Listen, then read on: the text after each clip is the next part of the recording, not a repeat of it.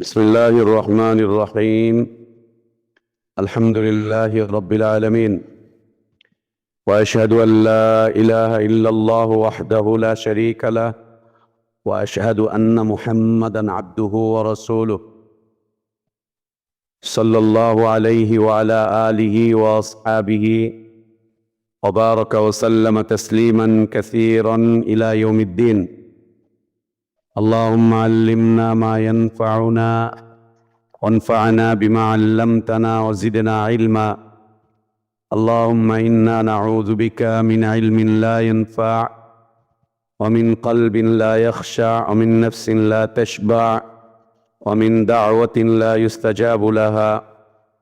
اللهم آت نفوسنا تقواها وزكها أنت خير من زكاها، أنت ولينا ومولاها. يا حي يا قيوم برحمتك نستغيث، أصلح لنا شأننا كله ولا تكلنا إلى أنفسنا طرفة عين. سبحانك لا علم لنا إلا ما علمتنا إنك أنت العليم الحكيم. আলহামদুলিল্লাহ, আল্লাহ তাবারক ওয়া তাআলার বিশেষ দয়ায়, তার বিশেষ অনুগ্রহে, তার বিশেষ করুণায় আমরা আল্লাহর পক্ষ থেকে আসা সর্বশ্রেষ্ঠ সর্বশেষ তার পছন্দনীয় দিনটুকু জানতে, বুঝতে, মানতে চেষ্টা করছি। আল্লাহর কাছে আমাদের দোয়া, আল্লাহ আমাদের এদিনই জীবনটুকু কবুল করে নেন, আমাদের ভুলগুলো আল্লাহ সংশোধন করে দেন, গুনাহগুলো, অন্যায়গুলো, অপরাধগুলো আল্লাহ মাফ করে দেন। আল্লাহ আমাদেরকে ঈমান আর ইসলামের প্রকৃত সৌন্দর্যের উপর বেঁচে থাকার তৌফিক দান করেন। ঈমান আর ইসলামের পূর্ণতার উপরেই আল্লাহ আমাদেরকে মৃত্যু দান করেন। প্রিয় উপস্থিতি, আমরা প্রতি রবিবার মাগরিবের পরের এই মুবারক সময়ে রাসূলুল্লাহ সাল্লাল্লাহু আলাইহি ওয়া আলিহি ওয়াসাল্লামের মুবারক হাদিস থেকে অধ্যয়ন করছি। আমরা যে কিতাব থেকে হাদিস পড়ছি সেটি হচ্ছে ইমাম নববী রাহিমাহুল্লাহর সংকলিত কিতাব আরবাউন আন-নওয়িয়া। এই কিতাবের ধারাবাহিক বর্ণিত হাদিসগুলোর মধ্য হতে আজকে আমরা 16তম হাদিস অধ্যয়ন করব। 16তম হাদিস। এই হাদিসের বর্ণনাকারী আবু হুরায়রা রাদিয়াল্লাহু আনহু ওয়া আরদা। হাদিসটি একদম সংক্ষিপ্ত, একেবারেই ছোট, কিন্তু এই হাদিসের বিষয়বস্তু আমাদের জীবন সংক্রান্ত। এই হাদিসের বিষয়বস্তু আমাদের গোটা জীবনের সাথে জড়িয়ে রয়েছে, সম্পৃক্ত হয়ে আছে, এবং এই হাদিসটি অত্যন্ত চমৎকার এবং মূল্যবান নসিহতপূর্ণ একটি হাদিস।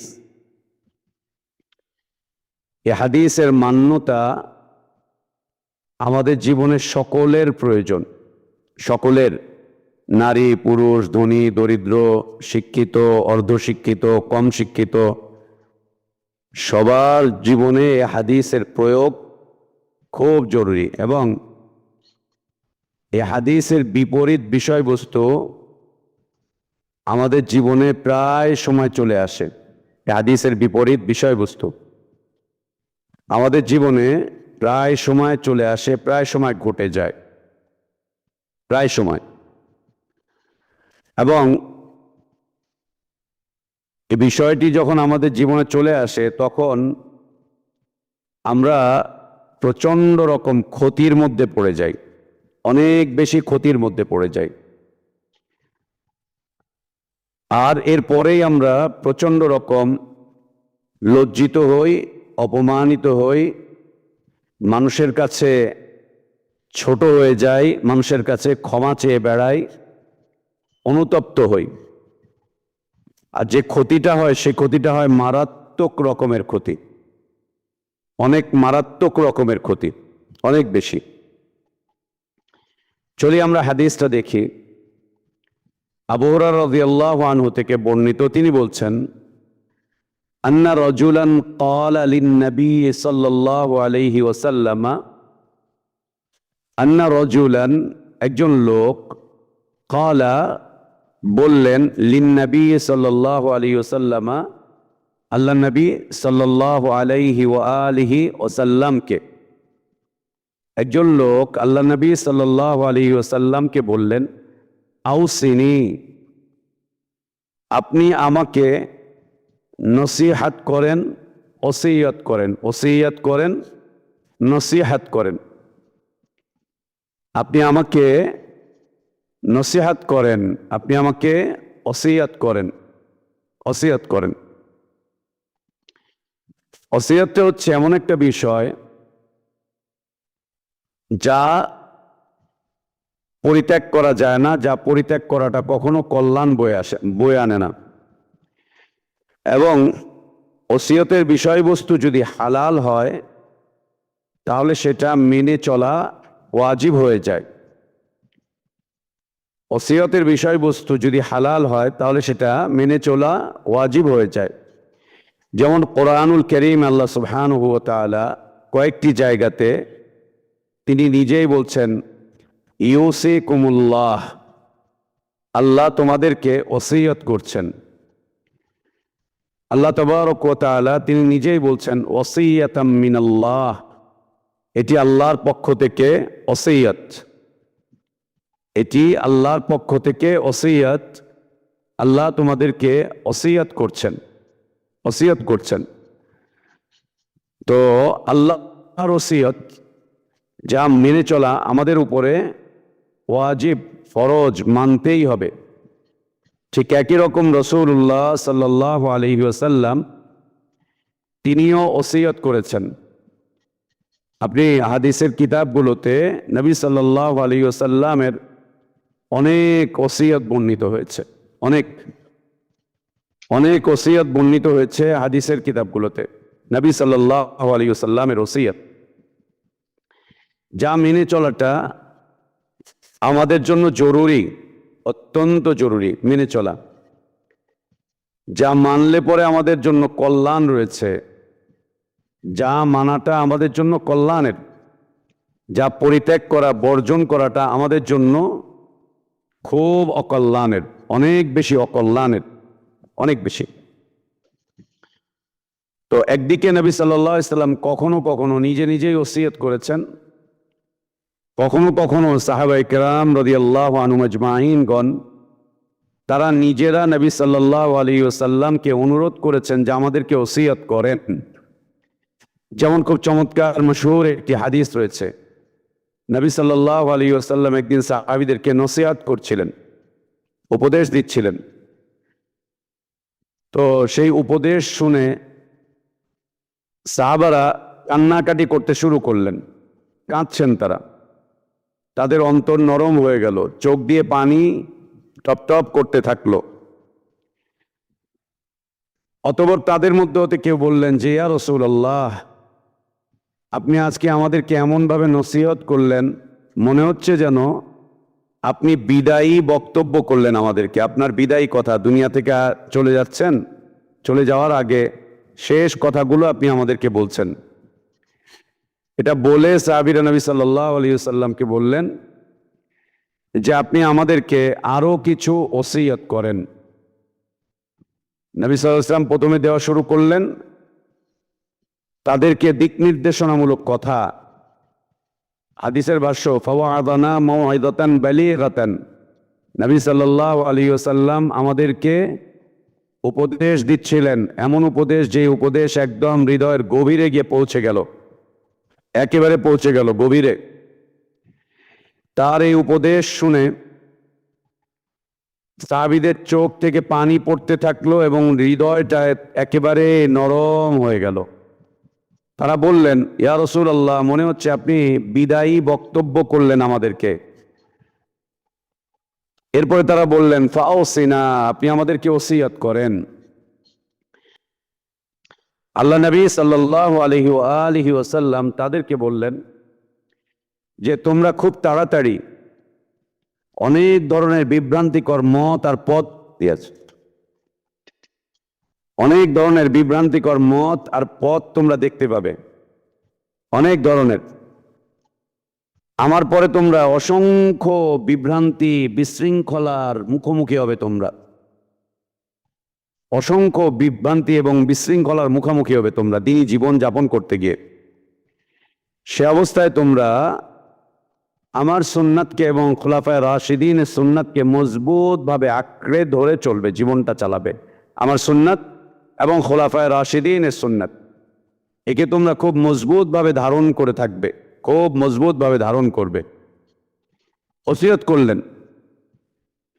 তো ওসিয়ত যদি হালাল হয় তাহলে তা মেনে চলতে হবে, আর আল্লাহ এবং তার রসুলের ওসিয়ত তো আল্লাহু আকবার আমাদের জন্য ওয়াজিব, অকল্যাণের কিচ্ছু নেই। অনেক সময় মানুষ মানুষকে ওসিয়ত করে, তার মধ্যে অনেক সময় অকল্যাণ থাকে, মিথ্যা থাকে, হারাম থাকে, হারাম বিষয়ের ওসিয়ত করে দিয়েছে মানুষ। বাপ মারা যাওয়ার আগে বলছে আমি মরে যাওয়ার পরেও কিন্তু তুই তোর এই গান এগুলো অব্যাহত রাখবি। মারা যাওয়ার সময় বলছে নাটক সিনেমা ছাড়বি না, এই চিত্র জগৎ ছাড়বি না, এটাকে ধরে রাখবি, এটাকে ধরে রাখবি। আমরা এই মাঝে মাঝে পত্র পত্রিকায় যখন পড়ি তখন দেখি এই যে চিত্র জগতের অমুক গায়ক, অমুক নায়ক, অমুক নায়িকা ওর সন্তানদেরকেও এই লাইনে নিয়ে এসছে। ও আশা করতেছে ওর সন্তান যাতে ওর চাইতে বড় হয়।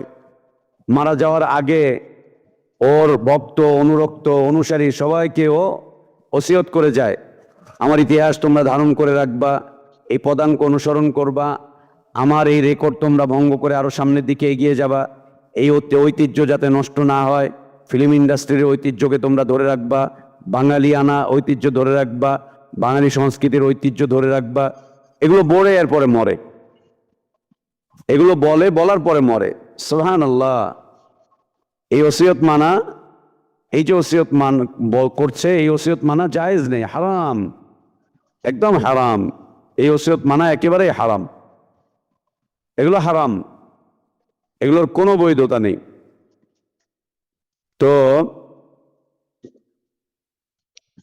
ওসিয়ত রাসূলুল্লাহ সাল্লাল্লাহু আলাইহি ওয়াসাল্লাম আমাদেরকে জীবন ঘনিষ্ঠ অনেক ওসিয়ত করেছেন, যা মেনে চলা আমাদের উপরে জরুরি, আমাদের উপরে জরুরি যা মেনে চলা। তো সাহাবী এসে বলছেন,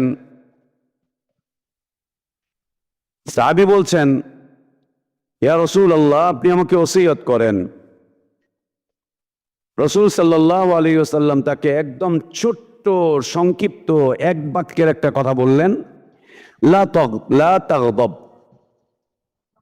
এই লোক তুমি কখনোই রাগান্বিত হবে না, লা তাগদাব, তুমি কখনো রাগান্বিত হবে না, তুমি রাগান্বিত হবে না, তুমি রাগান্বিত হবে না, ক্রোধান্বিত হবে না, ক্রোধ যেন তোমাকে গ্রাস না করে। তুমি রাগ করবে না, রাগান্বিত হবে না, ক্রোধান্বিত হবে না, খবরদার না। রাগ ক্রোধ যেন তোমাকে কোনো অবস্থাতে গ্রাস না করে। তিনি নবী সাল্লাল্লাহু আলাইহি ওয়াসাল্লামকে আবারও বললেন, নবী সাল্লাল্লাহু আলাইহি ওয়াসাল্লাম আবারও বললেন লা তাগদাব। তিনি আবারও বললেন আমাকে ওসিয়ত করেন। নবী সাল্লাল্লাহু আলাইহি ওয়াসাল্লাম আবারও বললেন লা তাগদাব। হাদিসের ভাষ্য ফারাদ্দাদা মিরারান, সে বারবার জানতে চাইল, আর নবী সাল্লাল্লাহু আলাইহি ওয়াসাল্লাম তাকে বারবার বলছিলেন লা তাগদাব, লা। আল্লাহ নবী সাল্লাল্লাহু আলাইহি ওয়াসাল্লাম বারবার তাকে বলছিলেন লা তাগদাব, খবরদার রাগান্বিত হতে যেও না, ক্রোধান্বিত হতে যেও না, রাগকে বাড়াতে যেও না, রাগকে বাড়াতে যেও না। সুবহানাল্লাহ। এটি খুব চমৎকার এক বিষয়বস্তু, খুব চমৎকার এক নসিহত, খুব চমৎকার। যে ব্যক্তি কোনো কারণে অকারণে হঠাৎ করে রেগে যায়, সে জীবনে বড় মাপের ক্ষতির মধ্যে পড়ে যায়, বড় ধরনের ক্ষতির মধ্যে পড়ে সে, অনেক বড় ধরনের ক্ষতির মধ্যে পড়ে যায় সে, অনেক বড় ধরনের ক্ষতি। অনেক বড় ধরনের ক্ষতির মধ্যে পড়ে যায় সে। রাগে কোনো কল্যাণ নেই, রাগের মধ্যে কোনো কল্যাণ নেই, কোনো ধরনের কোনো কল্যাণ নেই। কেউ বলতে পারবে না আমি রেগে গিয়ে অনেক কিছু অর্জন করতে পেরেছি, আমার জীবনে অনেক অর্জন এটা রাগের মাধ্যম দিয়ে পেয়েছি। বরং মানুষের জীবনে অনেক বড় বড় ক্ষতির মুখে পড়েছে রাগের মাধ্যম দিয়ে। মানুষ তাদের জীবনে অনেক বড় বড় ক্ষতির মুখে পড়েছে এই রাগের মাধ্যম দিয়ে। রাগের কারণে অনেক ক্ষতির সম্মুখীন হয়েছে, অনেক ধরনের ক্ষতির সম্মুখীন হয়েছে রাগের কারণে।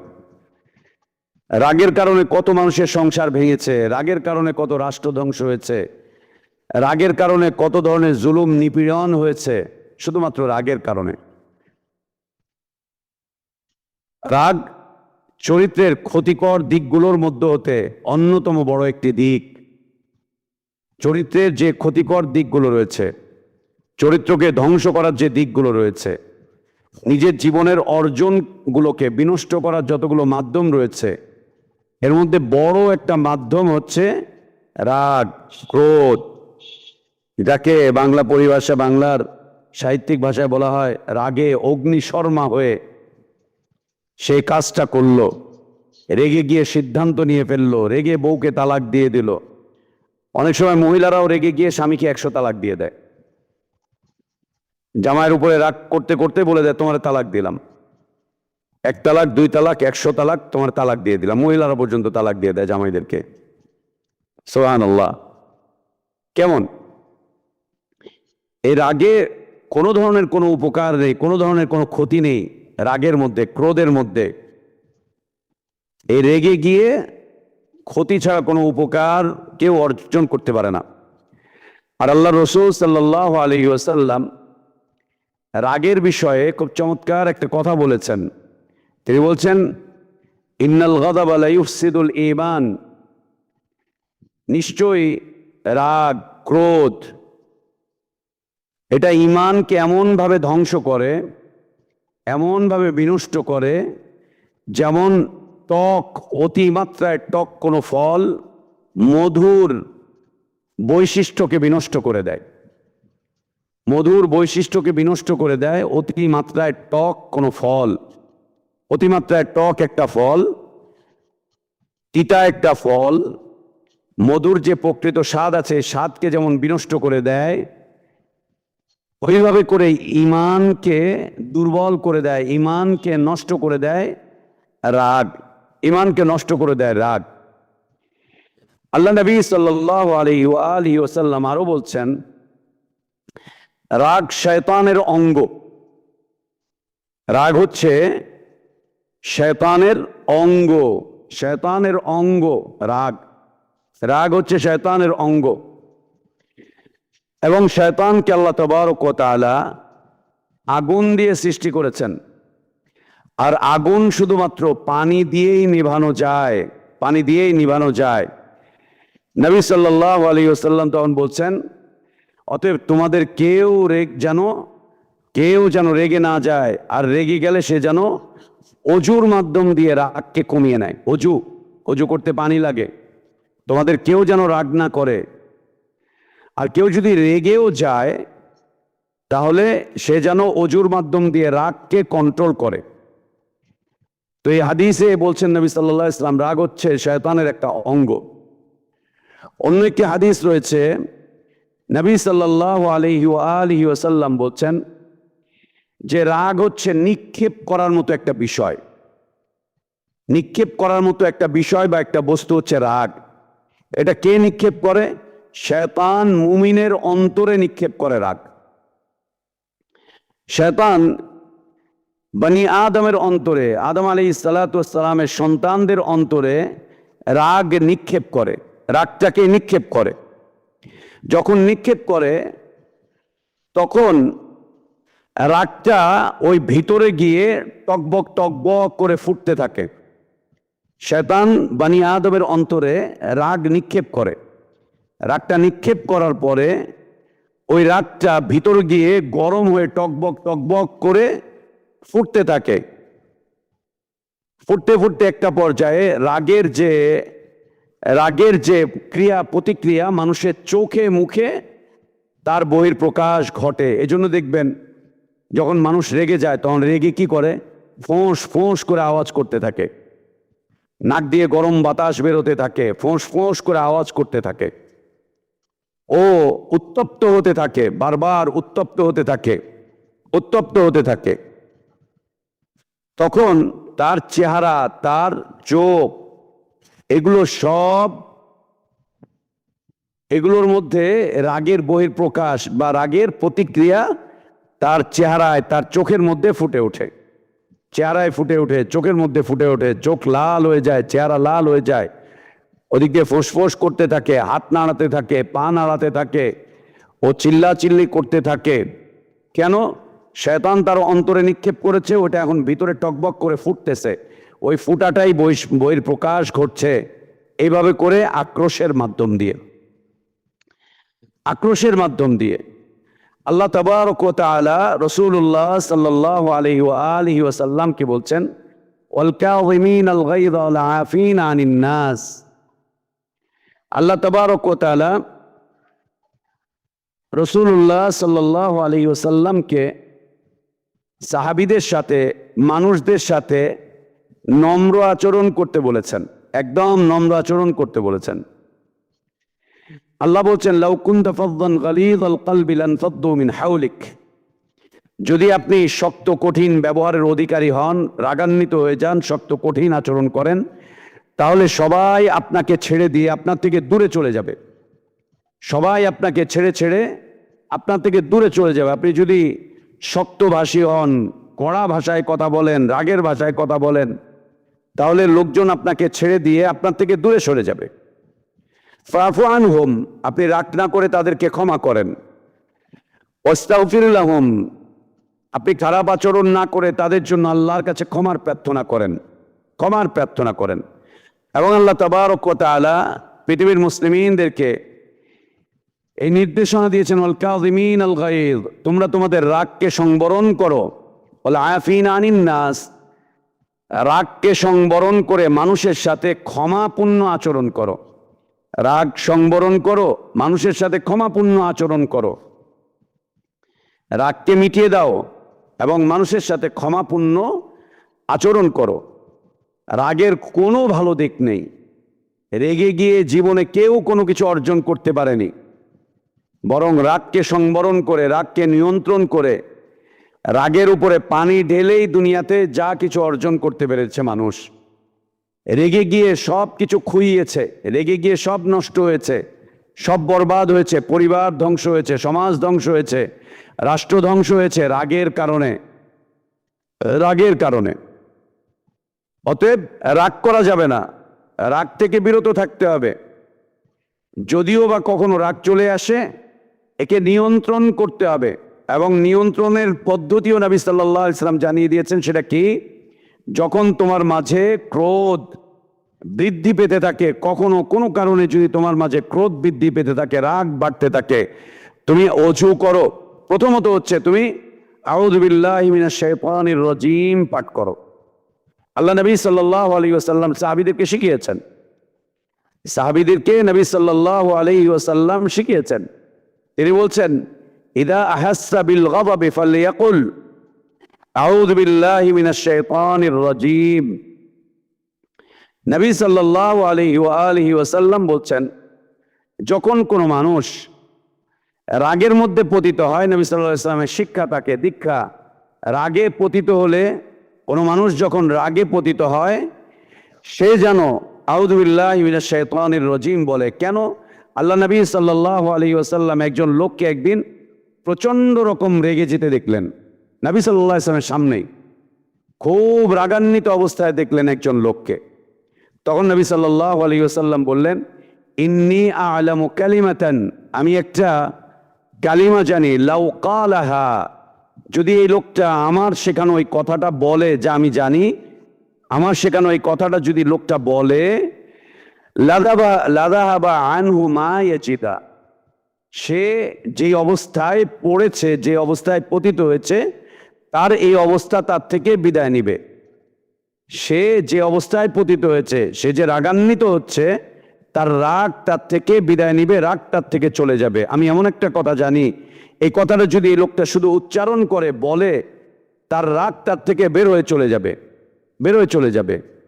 এরপরে নবী সাল্লাল্লাহু আলাইহি সাল্লাম বলছেন, লাউ কাল, যদি এই লোকটা বলে আউযু বিল্লাহি মিনাশ শাইতানির রাজিম, রেগে গেলে নবী সাল্লাল্লাহু আলাইহি সাল্লামের শিক্ষা যে যখনই রাগ ওঠে, যখনই রেগে যায়, সাথে সাথে আউযু বিল্লাহি মিনাশ শাইতানির রাজিম বললে নবী সাল্লাল্লাহু আলাইহি সাল্লাম আমাদেরকে নিশ্চিত করছেন যে রাগ চলে যাবে। কেন?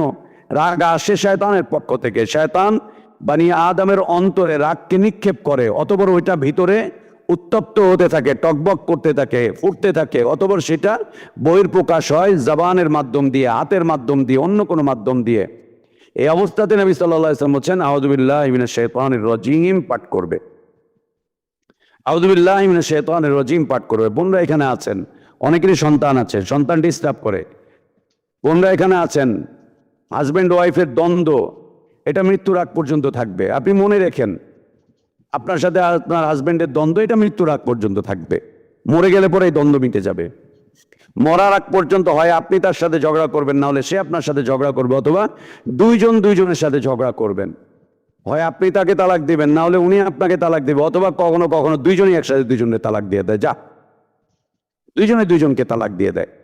দুইজনই রাগে, দুইজনই ভাঙচুর করে, দুইজনই বাড়ি ছেড়ে চলে যায়, দুইজনই খাওয়া দাওয়া বন্ধ করে দেয়, দুইজনই রেগে গিয়ে পোলাপানকে পিটায়, দুইজনই রেগে গিয়ে ঘর থেকে বের হয়ে যায়, দুইজনই রেগে গিয়ে বিচার বসায়, দুইজনই রেগে গিয়ে কোর্টে চলে যায়। সুবহানাল্লাহ, কত চমৎকার সমাধান নবী সাল্লাল্লাহু আলাইহি ওয়াসাল্লাম দিয়েছেন যে প্রথমেই তুমি আউযু বিল্লাহি মিনাশ শাইতানির রাজিম বারবার পাঠ করতে থাকো, বারবার পাঠ করতে থাকো।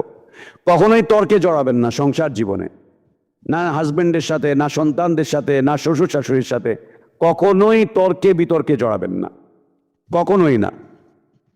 যদি তারা তর্ক করতে চায়, নিজেকে তর্ক থেকে দূরে সরিয়ে রাখবেন, নিজেকে তর্ক থেকে দূরে সরিয়ে রাখবেন। এরপরেও যদি আপনার অন্তরটা বলে জবাব দেই জবাব দেই জবাব দেই, তখন জবাব না দিয়ে আউযু বিল্লাহি মিনাশ শাইতানির রাজিম পড়বেন, আউযু বিল্লাহি মিনাশ শাইতানির রাজিম পড়বেন। জবাব না দিয়ে আউযু বিল্লাহি মিনাশ শাইতানির রাজিম পড়েন, এতে ফায়দা হবে। দ্বিতীয়ত নবী সাল্লাল্লাহু আলাইহি ওয়াসাল্লাম বলছেন যে একে পানি দিয়ে নিভাও, অর্থাৎ অজু করো, অজু করো। অজু করতে নবী সাল্লাল্লাহু আলাইহি ওয়াসাল্লাম বলছেন। অনেকক্ষণ রেগে আছেন, কোনোভাবেই রাগ নামতেছে না, ভিতরে ভিতরে ফুঁসতেছেন, কাউকে কিছু বলতেছেন না, যে কোনো মুহূর্তে বিস্ফোরণ ঘটতে পারে। আপনি উঠে যান, জায়গাটাকে চেঞ্জ করেন, প্রথমেই ওই জায়গা থেকে সরে যান, যেখানে আছেন, যেখানে বসে আছেন ওইখান থেকে সরে যান, যেখানে দাঁড়িয়ে আছেন ওখান থেকে সরে যান, ওই জায়গাটা থেকে সরে যান, প্রথমেই ওইখান থেকে দু চার কদম সরে যান, একটু দূরে সরে যান ওখান থেকে। এরপর আউযু বিল্লাহি মিনাশ শাইতানির রাজিম পাঠ করেন। এরপর আরেকটু দূরে সরে গিয়ে অজু করেন, অজু করেন। এরপরের বিষয় হচ্ছে দাঁড়ানো থাকলে বসে পড়েন, একদম বসে পড়েন। এরপরেও রাগ মিটতেছে না, একেবারে নীরবে গিয়ে শুয়ে পড়েন, একদম নীরবে গিয়ে শুয়ে পড়েন, একেবারে নীরবে গিয়ে শুয়ে পড়েন। জায়গা পরিবর্তন করেন, অজু করেন, আউযু বিল্লাহি মিনাশ শাইতানির রাজিম পাঠ করেন, অজু করেন, বসে পড়েন, শুয়ে পড়েন, এবং অন্যদিকে চলে যান, ইস্তেগফার করতে থাকেন, মন মানসিকতাকে অন্যদিকে নিয়ে চলে যান। অন্যথায় এই রাগের যে কুপ্রভাব, রাগের যে ক্ষতি, এর থেকে আমরা কেউ বাঁচতে পারবো না, এর থেকে আমরা কেউ বাঁচতে পারবো না। এটি নবী সাল্লাল্লাহু আলাইহি ওয়াসাল্লামের ওসিয়ত। আল্লাহ নবী সাল্লাল্লাহু আলাইহি ওয়াসাল্লাম তার সাহাবীকে করেছিলেন। তিনি বারবার বলছিলেন আরো কিছু, নবী সাল্লাল্লাহু আলাইহি ওয়াসাল্লাম বলছেন এটাই, লা তাগদাব, আরো কিছু, নবী সাল্লাল্লাহু আলাইহি ওয়াসাল্লাম বলছেন লা তাগদাব, রাগ করতে যেও না, রেগে যেও না, রেগে যেও না, রাগ করতে যেও না, লা তাগদাব। এটি আমাদের জন্য কোনোদিন কল্যাণ বয়ে আনতে পারে না। আমরা চেষ্টা করি, সচেষ্ট হই, এবং এটা মানবীয় একটা বিষয়বস্তু, মানবীয় খারাপ দিক, মানবীয় খারাপ চরিত্র, রেগে যাওয়া, কথায় কথায় রেগে যাওয়া, অন্যদেরকে সহ্য করতে না পারা, কথায় কথায় রেগে যাওয়া, এর মধ্যে ক্ষতি ছাড়া কোনো উপকার নেই। অতএব আমরা চেষ্টা করি আমরা যেন রাগকে দমিয়ে রাখতে পারি। এটা সবার রয়েছে, আমাদেরও রয়েছে, আমারও রয়েছে। এটা এমন এক বিষয়বস্তু যেটা সবসময় শয়তান আমাদের পিছনে লাগিয়ে রাখতে চেষ্টা করে। সবসময় রেগে গেলেই ঝগড়া লাগবে, ঝগড়া লাগলেই হাতাহাতি হবে, হাতাহাতির পরে মারামারি হবে, মারামারির পরে খুনাখুনির দিকে চলে যাবে, তারপরে মামলা মোকদ্দমা, তারপরে কোর্ট কাছারি, তারপরে জেল, এরপরে ফাঁসি। সুবহানাল্লাহ, সুবহানাল্লাহ। সব দিকে ক্ষতি, কোনো উপকার নেই। রাগের কোনো উপকার নেই, রাগের কোনো উপকার নেই, রাগের কোনো উপকার নেই। অতএব আমরা চেষ্টা করি আল্লাহ যেন আমাদের রাগগুলোকে মিটিয়ে দেন, আমাদের রাগগুলোকে দমাবার তৌফিক দান করেন, এবং রাগ দমাবার সুন্নতি যে পদ্ধতি আল্লাহ তাবারক ওয়া তাআলা সেই পদ্ধতি আমাদেরকে মেনে চলার তৌফিক দান করেন। আমিন ওয়া আখির দাওয়ানা আলহামদুলিল্লাহি রাব্বিল আলামিন ওয়া সাল্লাল্লাহু ওয়া সাল্লামা ওয়া বারাকা আলা নবিয়িনা মুহাম্মদ ওয়া আলা আলিহি ওয়া আসহাবিহি আজমাইন। সুবহানাকাল্লাহুম্মা বিহামদিকা আশহাদু আল্লা ইলাহা ইল্লা আনতা আস্তাগফিরুকা ওয়া আতুবু ইলাইক।